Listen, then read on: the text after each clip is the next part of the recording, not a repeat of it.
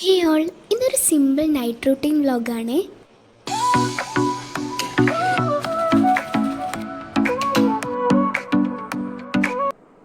ഇന്നത്തെ എൻ്റെ ഡ്യൂട്ടിയൊക്കെ കഴിഞ്ഞിട്ട് ഞാൻ നേരെ റൂമിലെത്തി വേഗം പോയി കുളിച്ച് ഫ്രഷപ്പായി. ഇന്നിനിപ്പോൾ നൈറ്റ് എന്താ ഉണ്ടാക്കാന്നുള്ള ആലോചനയിലായിരുന്നു. അപ്പോഴാണ് റീലിൽ കണ്ട ഒരു ഐറ്റത്തിൻ്റെ കാര്യം ഓർമ്മ വന്നത്. എന്നാൽ പിന്നെ അത് ഉണ്ടാക്കാമെന്ന് വിചാരിച്ച്. ഉണ്ടാക്കാനുള്ള സാധനങ്ങളുണ്ട്. സംഭവം വേറൊന്നുമല്ല, നമ്മൾ പുട്ടുംപഴം തന്നെയാണ്. എക്സ്ട്രാ ശർക്കരയും സാധാ പഴത്തിന് പകരം നേന്ത്രപ്പഴവും വേണം. എന്തായാലും സംഭവം ഉണ്ടാക്കി നോക്കി കഴിച്ചിട്ട് അഭിപ്രായം പറയാം. പുട്ടിന് തന്നെ മാവ് ഒഴിക്കാൻ എനിക്ക് കുറച്ച് എക്സ്ട്രാ ടൈം വേണം. കാരണം ഈ സാധനത്തിനകത്ത് വെള്ളം കൂടാനും കുറയാനും ഒന്നും പാടില്ലാത്തതുകൊണ്ട് ഞാൻ കുറച്ച് വെള്ളം ഒഴിച്ചിട്ടാണ് മാവ് നനച്ചെടുക്കുന്നത്. അതുകൊണ്ട് തന്നെ കുറച്ച് എക്സ്ട്രാ ടൈം വേണം.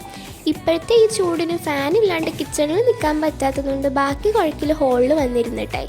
അങ്ങനെ ഹോളിൽ വന്നിരുന്ന് പുട്ടിനുള്ള മാവ് ഫുള്ള് സെറ്റാക്കി കുഴച്ചെടുത്ത് തേങ്ങയും ചിരകി വെച്ചു.